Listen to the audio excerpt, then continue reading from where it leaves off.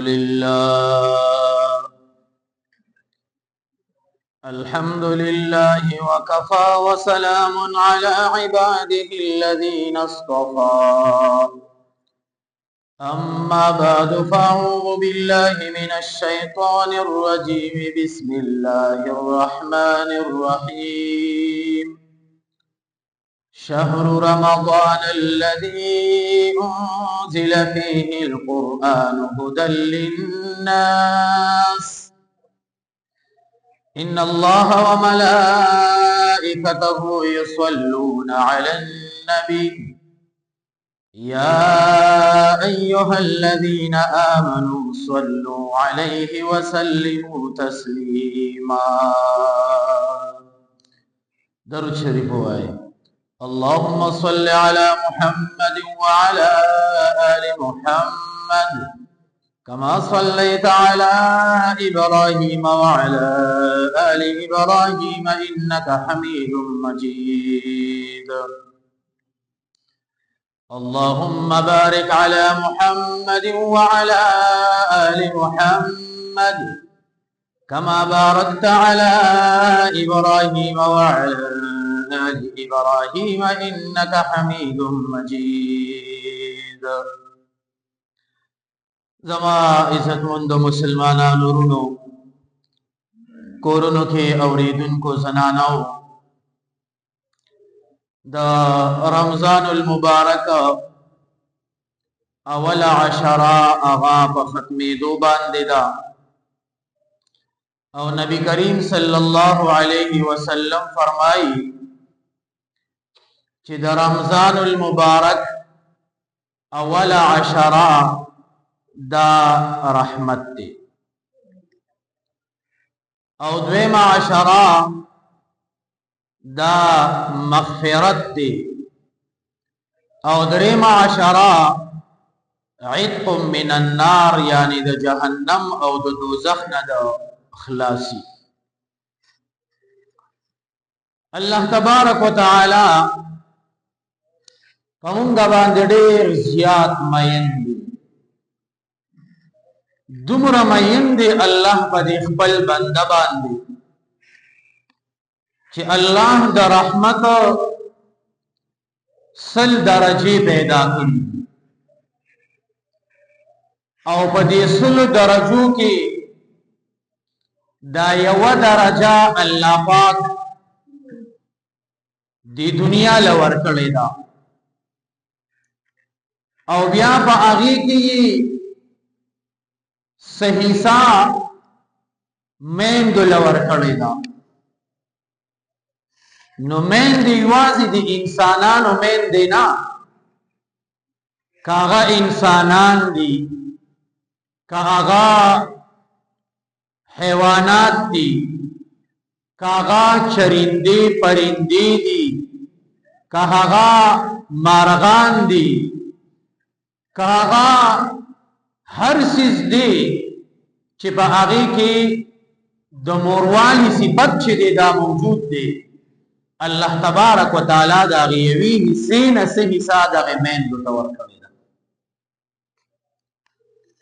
نو تاسو ګورئ نه دا مور په خپل بچی باندې څنګه خفه کیږي. که تاسو خیال کړی چې دا مور کله د مور مرتبه ته نه رسیدي، مور د مور مرتبه ته نه رسیدلې، نو دغه ټیم کې دا کوشش کی د هر سیز د ځان لپاره، کدا جامعی کدا بیزاری یا کدا انسان نه علاوه بل سی هغه د خپل خېټه د مړولو د خپل وجود د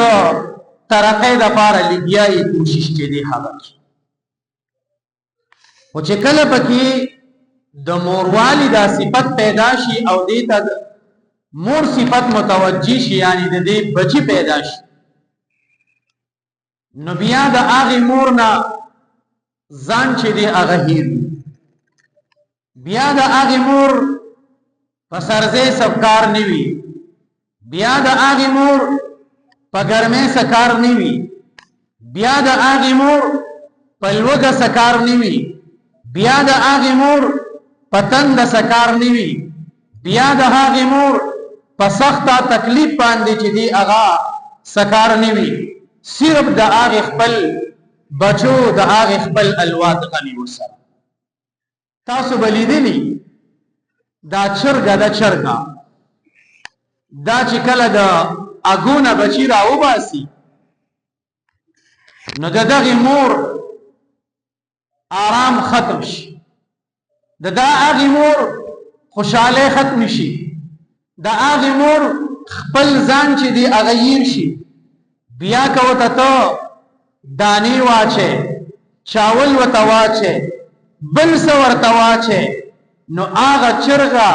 په ځمکه باندې ټونګې لګي او هغې خپلو بچو ته اواز کړي چې راشئ تاسو وخورئ. نو دا مور د ځان خیال نه ساتي، دا مور د خپلې خېټې خیال نه ساتي، لیکن هغې خپلو بچو باندې چې دی دا خفه کېږي، هغې خپلو بچو له هغه څیز چې دی هغه ورکړي. او دا لاسه کې که بیا دغې مرغۍ باندې، دغې چرګه باندې بل څه څیز عمله چې دی هغه کي، دا مور د هغې مخې ته چې دی هغه ولاړ وي، تاسو د هغې بچو له لاس ورلی بیا که نه، هېڅوک هغې ته نشي نږدې کېدی. ولې د مورې دا هر څه سره ځان ته مخې ته ایښي دي د هغې الواد او د هغې بچو په سر باندې. دقه شانتې انسانانو کې الله پاک په مور کې یو لوی رحم او رحمت دا چې دی هغه اچولی. تاسو دې میندو ته ګورئ نه چې کله د دې بچي پیدا شي نو دا بیا کوشش کوي چې زما د دې بچي پیزار ښکلی وي، چې زما د دې بچي جامه ښکلی وي، چې زما د دې بچي جیب چې دی هغه ډک وي. که چېرې پلار یا بل څه مشر هغې ماشوم ته چې دی هغه کارېږي، دا مور راځي او د هغې مخې ته چې دی هغه ودرېږي، که پلار یې په دې بچي باندې ګزار کي، دا مور یې رالګي هغه ګزار په خپل ځان باندې چې دی هغه څه کي، لیکن د خپل بچي له چې دی د هغې اوږلاس چې دی هغه نه ورسي. دا څه شی دی؟ دا هغه د الله د رحمت هغه سلمه حصه ده چې الله په تمامو انسانانو کې غوره کړې ده او د هغې حصې حصه مور له ورکړې ده. نو خبره مې دې پورې کوله رونو چې الله تبارک وتعالی د دغې مور نه چې د هغې لوږه ختمه، د هغې تنده ختمه، د هغې ستړې ختم، د هغې تکلیفونه ختم، د خپل الواد په سر باندې چې د مور یو داسې مقام دی او داسې رحمت دی په مور کې، نو د الله تبارک وتعالی سره یو کم سل درجې رحمت دی چې هغه به په دې خپل بنده باندې څومره خفه کېږي. نو د الله د رحمت اندازه تاسو د دې نه ولګوئ چې الله د خپل بنده ته د رحمت په نظر باندې وکتل، نو د رمضان المبارک دا قیمتي میاشت دا یې ورله ورکړله. داسې قیمتي میاشت یې ورله ورکړه چې په هغې کې د انسان ته نیکۍ چې دي د هغې سیل یې ورته جاري. تاسو به کتلي بازارونو کې، دکانونو کې سیل چې دی هغه ولګي، څوک په پیزار باندې، څوک په جوړو باندې، څوک په یو څه، څوک په بل څه باندې سیل ولګي. خلق راځي وی لکه په پلان کې دکان کې سیل لګېدلی دی، راځي چې لاړ شو چې جوړې پکې والو، پیزار پکې والو، ټول خلق د هغې موقع نه پیدا اخلي. نو دقه شان دی الله تبارک وتعالی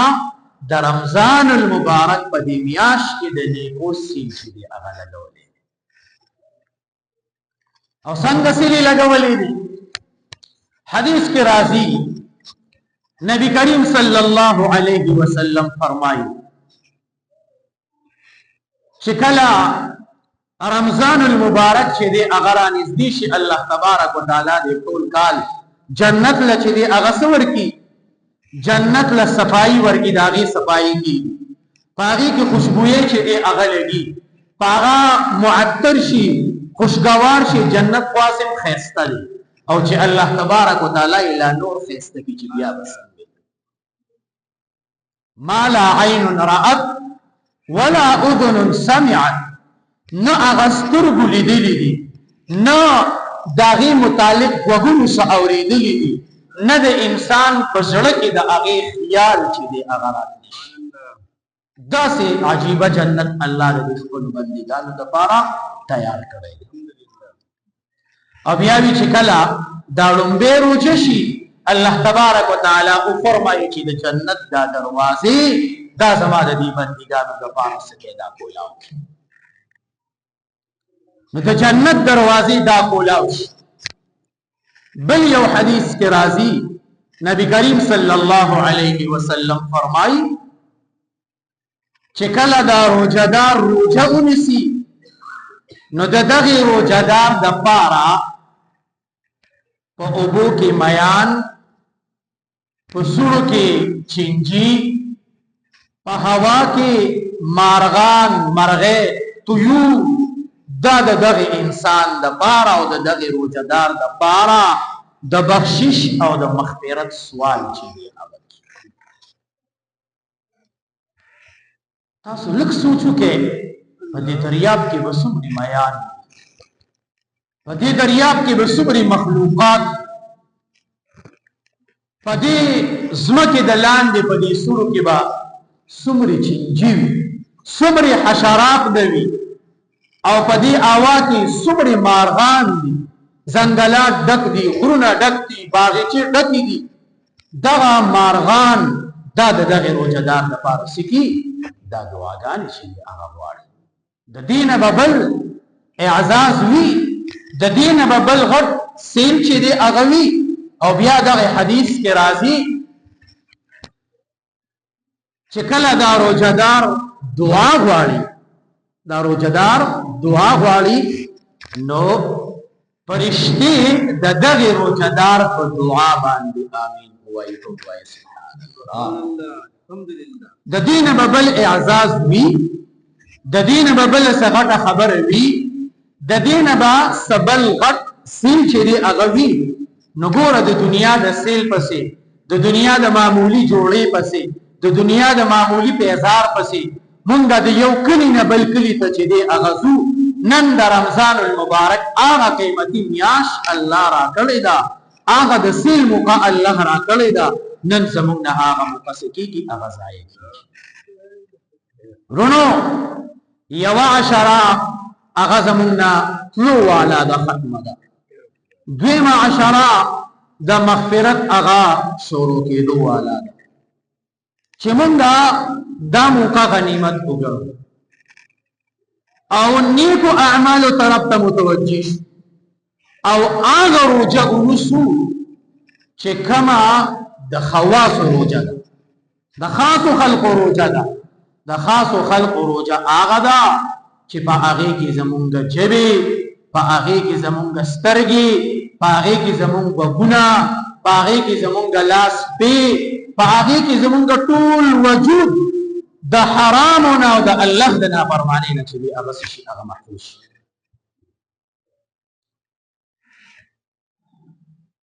نبی کریم صلی الله علیه وسلم لا چا پیغام راوړو یو دو زنانه دي په پاغي باندې روزه لګېدلې ده وی روزه ته لګېدلې ده بعضی کسان نه کوي په ما روزه ولګې ده روزه چې کله ته د ګنا نه د غلطو کارونو نه پرهیز کې پتا بچرته روزه ولګې او چې کله دغه روزه کې چتسترګه غلط استعمال کړه وخت دی غلط استعمال کړو جبه دی غلط استعمال کړه لاس پی دی غلط استعمال کړو د دغه غلط فعل او د دغه ګناه اثر دالي چې تا تبا روزه لګي طالب وصدر زی قهر نبی علیہ السلام فرمایي دغه زنانه وته وایي چې الټه دی وکي یو کس راغی هغه زنانه وته پیغام راوړو نبی علیہ السلام فرمایي چې دی الټه نه ایمن خو سخولې نه دی سم الټه کو بهر حال د نبی علیہ السلام حکم چې دی خلې ته ګوته کړه کنا او الټه وکړي نو د وخت ټکړې چې دی هغه راو ورسره د وخت ټکړې په هغه ورکو کې چې دی هغه راو ورسره ناغه خزي سوای مونږ خو غوښه نه ده خوړلې، مونږ خو څه خوراک نه دی کړی. نو هغه صحابیو ته د نبی علیه السلام په واسطه وایي چې دا هغه غوښه ده چې تاسو د خپل مسلمان ورور غیبت چې دی هغه کړی دی، او د مسلمان ورور غیبت کول دا داسې دي چې دا د یو مړي غوښه چې دی هغه تا وخوړله، د یو مردارې غوښه چې دی هغه دې څه کړله، هغه وخوړله. وروڼو سوچ پکار دی، سوچ وکړئ لږ زمونږ د روجې د کمې درجې، زمونږ روجې کمې روجې دي. مونږ روجه چې دی هغه په غیبت باندې لرو، مونږ روجه چې دی هغه په پردو خبرو باندې لرو، مونږ روجه چې دی هغه په ګپو شپو باندې چې دی هغه لرو. دا روجه نه ده. حدیث کې څه راځي؟ نبی علیه السلام فرمایي چې ډېر روجه نیونکي داسې دي چې هغې ته صرف د لوږې نه او د تندې نه علاوه هېڅ هم نه میلاوي. صرف لږه مته میلاو شوه، تنده ورته میلاو شوه، دا د ده روجه. نن زموږ روجې سوچ وکړو چې هغې درجې ته ورسېدې. لہذا چې روجه زموږ روجې چې د خواصو روجې چې په هغې کې زمونږ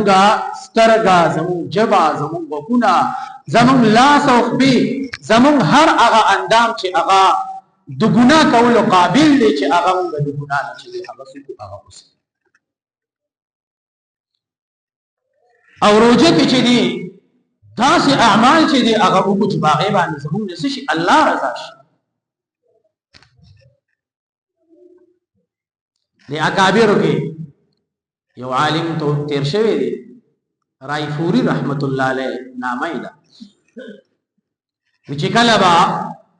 د رمضان المبارک میاشت رانږدې شوه او د شعبان د میاشتې اخري تاریخ به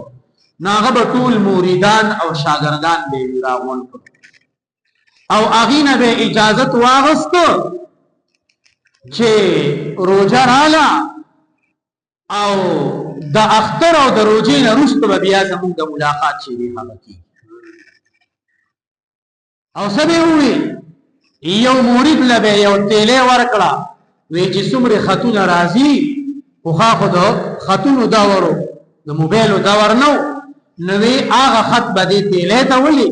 او د روجې نه وروسته به زه هغې خلکو له بیا د هغې جوابونه چې دی هغه ورکړو. د هغې نه به اجازت چې دی هغه واغستو او دا میاشت به د نیکو اعمال اسې به هم نیک اعمال کول، خو دې میاشت کې به د مریدانو نه هم ځان چې دی هغه څه کو هغه جدا کړو. دا روغه میاشت به هغه بیا په اعتکاف کې چې دی هغه ناست وي چې د لومبۍ روجې شروع کېدو نه مخکې به د هغې جومات چې دی هغه د خلکو نه پوه شي. د اعتکاف دپاره به خلک چې دی هغه راتلو، د لرې لرې نه به خلک راتلو.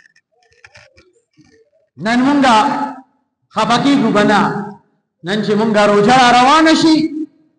نو مونږه ورته بډې وو. نبی علیه السلام به یو کار دا کوو په روژه کې چې اعمالو له به ترقي ورکړه. یو به دا کار کوو، سجد به کوو، نیکو اعمالو له به ترقي ورکړه. نبی علیه السلام اعمال ګورې ډېر زیات وو. حدیث کې راځي چې د نبی علیه السلام به داسې عبادت کو چې د خپې به یې وپړسېدې، خپې به یې وپړسېدې. دا د نبی علیه السلام عبادت. دویم کار به یې څه کو؟ صدقې له به نبی علیه السلام زور ورکو په روژه کې. هسې به هم نبی علیه السلام ډېر زیات سخي و، خو په رمضان المبارک کې د هغوی حال دا و، دا هوا په نظر باندې نه راځي سړي ته. وی نبی علیه السلام دا صدقه به داسې وه لکه څرنګه چې دا هوا په تیزۍ سره روانې، د نبی علیه السلام دا لاس په داسې آزاد چلي په روژه کې. او دریم عمل د نبی علیه السلام سو په مناجاتو کې، په دعاګانو کې جستجو، تکلیف، جړا، فریاد، دا درې کاره به نبی علیه السلام کول. نمبر 1 څه به کو؟ عبادت له به زور ورکو. نمبر 2 صدقې له به زور ورکو. نمبر 3 دعاګانو له، مناجاتو له، جړا له به زور چې دی هغه ورکو. دا درې اعمال به نبی علیه السلام کول. نن زمونږ حال څه دی؟ نن چې روژه رانږدې شي نو مونږه دنیا ته وړي چې دی هغه اوس دا د سیزن میاشت ده په دې کې به اوس زه کاروبار چې دی هغه چلوم په دې کې به بل مسلمان د سب د طرفه چې دی هغه څه کوم هغه حلالوم نو چې کله روژه شي نو مونږه د نیکۍ په ځای باندې داسې سسته لاس واچو چې د نیکۍ په ځای باندې ځان د ګناه مستحق چې دی هغه وګرځي قرآن زمونږ نه پاتې ذکر او اذکار زمونږ نه پاتې حضرت شیخ الهند رحمت الله علیه دی با رمضان المبارک کې ډېر زیات عبادت کو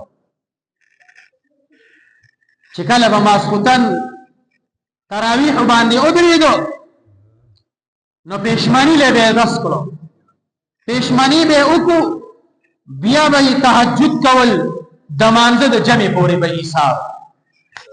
نو یو واري د کور دا کم اهل او عیال چې دي ضعیف او کمزوري اومو نو هغه قاری سیفتا سوال جواب کولیږي چې حضرت جی خو آرام نکی وجود کمزوری دی ضعیف دی زمون خبره ناوري داسې وکا چې یو شپه د تبانه وکا عذر ته پیش کا چې یاره زه بیمار ما نن به سبق لږ کم وایو د پاره د دې چې دی لږ آرام چې دی هغه قاری سی وی ټیک تا چې کله شپه شوه او حضرت جی راغې نو دا شاګرد او دا مرید ته عرض کیږي نن ما ته لږ تکلیف دی ستړی ما داسې به وکړو چې نن به لږ سبق ووایو شیخ الهند رحمت الله علیه ورته فرمایي وی ټیک ته چې تا ته تکلیف دی لږ به ووایو بیا به ته آرام وکړي دا شاګرد وایي چې کله مونږ یو سفارت ووي بس هم کړو نو وی ما ته دا شیخ الهند رحمت الله علیه چې زما دا بستر دی ګټ کې پرته ده ورشه ته دغه کې آرام چې دی هغه وکاسه به ولاړ چې زار عالم او بستر کې سم لاستما لکسات بعد زما سترګي ورلې شیخ الهند رحمت الله علیه راغې او ایمال پختو باندې داسې په کلاره باندې زور چې دی خارج مال وخبي مالش د هغه خلکو سره د حافظ قرآن د هغه خپل قاری د هغه سره قدر الله دې په مونږه کې داسې قدردانی پیدا کی الله دې مونږه ټول داسې قدردان روح چې مونږه د قرآن والا او اهل قرآن والا قدر عزت او احترام دا چې داسې پیدا شي کو قدر نکو داسې چابي ولا نکو او دا قدر نکو چې دوره وو چې خبره په سیلو چې دې خبرې په خیال سره دا خو لري خبره د خپل چابي کول یا نور څه دغه کول او چې دوره کو چې خبرې پسې دا به زموږ لپاره غټه خبره معاشره کې د ټولو نه کمزوري خلک دغه دا طبقه هر سړی په دې باندې خپه چل باندې راځي هر سړی چې خلک ولاویږي تعلیم پسې د مولا پسې د طالب پسې د قاری پسې د حافظ پسې دې دا کی دې هغه کی دې دا کی مانځ کې نشتا یو منځونو کو دوه کې نو دا خبرې دا زموږ حال یو ورځ چې موږ دا قاری نه د استاد نه دغه ضرورت ته پوس نه دی کړی دا قاری سی ولې نشتا دا څه مسله ده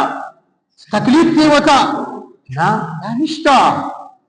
دا خبره نشتا بس دا هغه لګیا به یو دا هغه خپلې چې دا بهرحال قاری سی وی وزراویخ شو راویخ شو مو میکاتو شیخ الهند رحمت الله علیه لګیا دی ما لخپې چاپی کیږي داري کې راستم حضرت جی دا څه کوي بچی اتا نه وی چې نن زستړی ما ته تکلیف دی زبالک آرام کما شیخ الهند رحمت الله علیه تا شاګرد وتسوی ویجی ما خو چې دا عمل وکړو تا خو مستاسو د پاره وکړو چې تاسو لګ دمشه تاسو ته لږ سکون میلاو شي تاسو ته لږ راحت میلاو شي چې تاسو ولانه عبادت کوئ را پاسه چې دواړه ودرېږو وی بیا ودرېدم او وی د بشمنی پورې مې شیخ الهند رحمت الله علیه نه بیا قرآن مجید چې دی هغه داسې خلق تیر شوي داسې عبادت به کاو د هغې د کور متعلق راځي د هغې یو بچی و کور کې به یې زنانه وله چې دی تراویح کولې او دا خبره خصوصا زه د خپلو زنانه و خویندو تورسرو ته ویمه چاته عذر نه وي تراویح کوئ تراویح چې دی هغه مه پرېږدوئ ځکه الله مونږ له مقرره کړې د کال له پته نه لګي چې مونږ به مړو یو که ژوندي به یو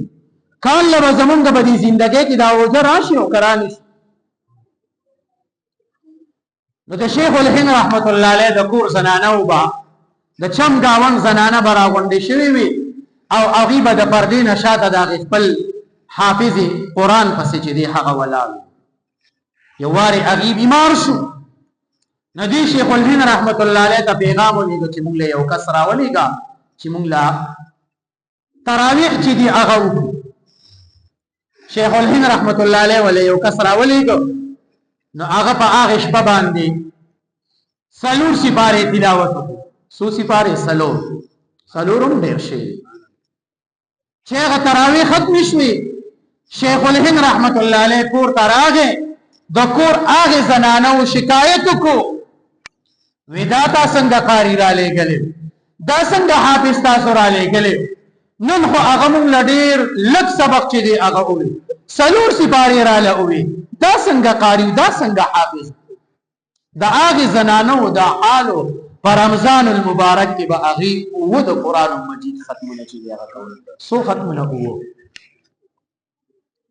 ورونو دا د هغې د زنانه و حالو او که زمونږ زنانه وپوښتې الله دې به مونږ باندې رحم وکړي زمونږ زنانه مجزانانې ستړې شو په پېشمني کې د وخته پاسي تیاری چې دی هغه کې ماښام تیاری کې د ورځې ماشومانې یو سابل سي بهرحال ختم نشي کولی قرآن پکې نشي ویلی دا لنډې تراویح خو کم سي کم کوی که دا لږ اعمال چې دي دا خو کم سي کم کوی که ورونو الله مونږ له مقرره کړې ده الله مونږ له وخت راکړی دی د هغې خلقو په شانتې اعمال خو مونږ نشو کولی چې ټوله شپه عبادت وکړو د هغې خلقو په شان تلاوت خو مونږ نشو کولی چې هغوی اووه ختمه چې دی هغه دي د امام ابو حنیفه رحمت الله علیه باره کې راځي چې په رمضان کې به هغوی 63 ختمونه کول دا کرامت و د هغوی کرامت 63 ختمونه به هغوی کول نو ګوره انسان په خپل وس باندې پړلی مونږ کمزوري یو مونږ به هغه عمل کو چې الله پې زمونږ نه رضا شي اگر که لږ چې دی دا ولې لږ عمل به کوو چې الله رانه رضا شي د حضرت یوسف علیه السلام خریداري چې کېدله نو یو بوډۍ پکې داسې وړی راغستې وه لږه غوندې وړی راغستې وه نو چا ورته وي د هغه په هغې خریدارو کې ولاړه وه وی دا څه کې وی راغلی ما د یوسف علیه السلام خریداري کومه هغه اخلمه نا خلقو پورې وخاندل وی د هغه اغستو له بادشاهان راغلي دي سره زرې راوړي دي غټې غټې ډالۍ راوړي دي او ته راغلې په دې د وړۍ په یو وړوکې غوټه باندې چې دې ته د هغه خریداري کې نو هغه بوډۍ ورته څه وایي وی ما ته پته ده چې یوسف علیه السلام په دې باندې نه کېږي دا هغه ډېر لوی قیامت دی خو چې کله د قیامت ورځ شي او الله تبارک وتعالی وفرمایي چې د یوسف علیه السلام هغه خریدار راپاسې نو زه دا غواړم چې د یوسف علیه السلام په هغې خریدارو کې چې دی هغه راپاسې نورونو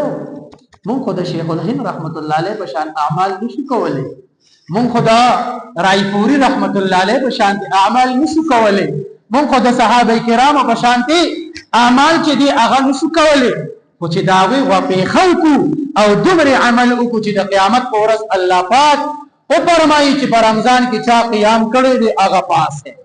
چا تلاوت کړی دی هغه پاسې چا ذکر و اذکار کړی دی هغه پاسې چا استغفار کړی دی هغه پاسې چا تهجد کړی دی هغه پاسې چې کم سي کم هغې کسانو کې خو راشو که نه چې څه نه څه حصه خو کړي اوس چې د سرم نی کړي نو بیا وس ابراهيم عليه السلام چې کله ورته وګرځولې شو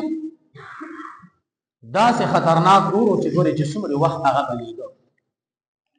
یو مرغې د مونږ ته تورانه کوي هغه وګر اغستی دي او راضي او هغه ورته چې دی هغه چا ورته وې دا غډیر غټ ور دي دا خو میاشتو بلی نو استاد مخوګه کې بسورو برازي په دې باندې دا ور ملکيږي ناغوي زما دقه وسته زما دقه طاقت ته نور و الله تبارک وتعالى سره دې علاج نور موږ به خپل وس مناسب سنس اعمال چې دې هغه یو 10 زمونږ نه چې دې هغه ختمېدو والده اولها رحمت اول 10 څه شي دي رحمت ته واوسطها مغفرة مينزنه اسے صدا مغفرت تی واخرها عتق من النار او اخره اسے سشیدی جهنم نه دخلاصی دا نورونو د رحمت 10 رانه ختم شولا تقریبا ختمېدو والا د یو روجپات دا بیا بچ دی هغه د مغفرت 10 شروع شي راځي چې د خپل ملاګان چې هغه متړولې کو اعمال تا د دنیا نور کارونه بخپل زیدي غو کیږي او دا روزه پته نه لګي چې کال له تمونګه ورسو او کوو بنه رسو زندگی به زموږ سره وفاو کی او کوونه کی ابل ورځ دا باچا چې دلته کې په هغه حادثه کې وفات شو سلور 15 منټو خبره واه دکان کې ناس سوراب بهیرا سره ماته تاسو کو مې چيله لبزي کنا نو ماته وی مولانا سیبل ورځ د ثواب نه رالم او هغه چاول چې غستي او هغه باغی شیشه د پاسه داسې پراتو د مستو ته پوسو کوم وی دی مارکیټ کې دی بیا هغه اجر راغلی وخت پورا شو نالته ماستوانه غستاډې ترا او چې د اډې نه واپس ته په حادثه کې شکار شو او وفات شو د 15 منټو خبره نو مرګ دا ګوري ماته د دقه شانته ولاړ دقه شان راته ولاړ دی زماستا مریتا رسه علم شوی د سیر پر اخل چې دی هغه وایي چې کله الله حکم کو اسرائیل علیه السلام ته چرې کاږه ریخ کله بس زماستانه رسا چې دی هغه نورونو چې دا روزه د خپل ژوندۍ اخیری رمضان وشمارو او په دې کې داسې اعمال وکړو چې الله پاک په زموږ رضا شي الله دې د عمل کولو توفیق را نصیب کړي واخر دعوانا ان الحمد لله رب العالمين سنت شاهد كل شيء